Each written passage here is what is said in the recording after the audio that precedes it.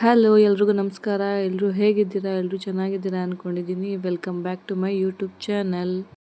ಇವತ್ತು ಗುರುವಾರ, ಇವತ್ತು ಗುರು ಪೂರ್ಣಿಮಾ ಆಗಿರೋದ್ರಿಂದ ಮನೆಯಲ್ಲಿ ಪೂಜೆ ಮಾಡಬೇಕಾಗಿರುತ್ತೆ.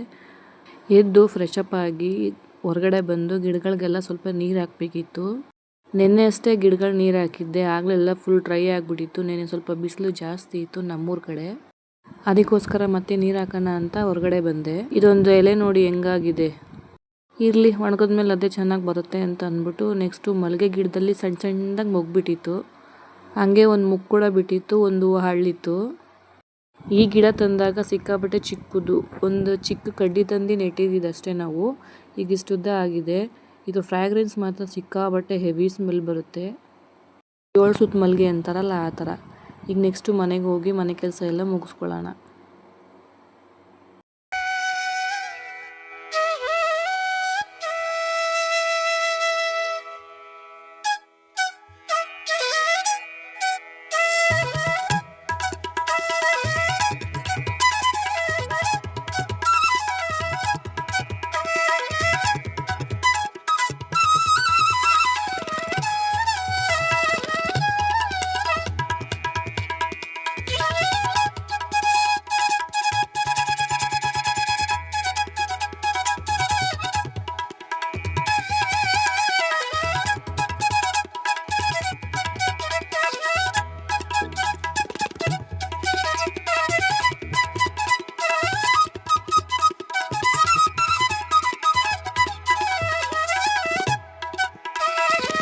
ಮನೆ ಒಳಗಡೆ ಕೆಲಸ ಎಲ್ಲ ಮುಗಿಸಿ ಸ್ನಾನ ಮುಗಿಸಿ ಈಗ ಹೊಸ್ಲಿಗೆ ಅರ್ಶಿನ ಕುಂಕುಮ ಇಟ್ಟು ಒಂದು ರಂಗೋಲಿ ಬಿಡೋಣ ಅಂತ ಬಂದಿದ್ದೀನಿ.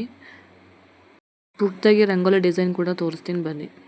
ರಾತ್ರಿನೇ ಹೊರಗಡೆ ಎಲ್ಲ ತೊಳೆದಿದ್ದೆ. ಇವಾಗ ಜಸ್ಟ್ ಹೊಸ್ಲಿಗೆ ನೀರು ಚಿಮ್ಮಿಸಿ ಅರ್ಶಿನ ಕುಂಕುಮ ಇಟ್ಟು ರಂಗೋಲಿ ಬಿಡ್ತಿದ್ದೀನಿ ಅಷ್ಟೇ.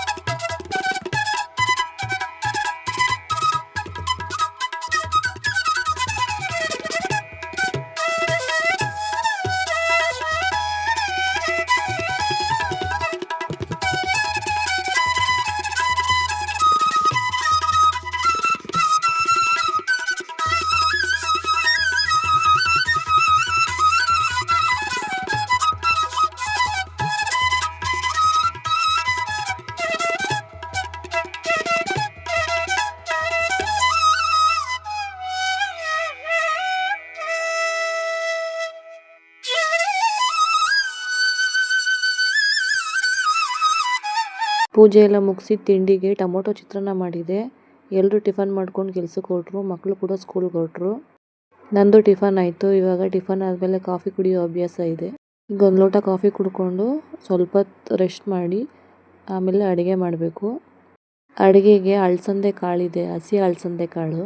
ಅದ್ರ ಸಾಂಬಾರು ಕೂಡ ಮಾಡಬೇಕು. ಆ ರೆಸಿಪಿ ಬೇಕು ಅಂದರೆ ಪ್ಲೀಸ್ ಕಮೆಂಟ್ ಮಾಡಿ, ನೆಕ್ಸ್ಟ್ ವೀಡಿಯೋದಲ್ಲಿ ಅಪ್ಲೋಡ್ ಮಾಡ್ತೀನಿ.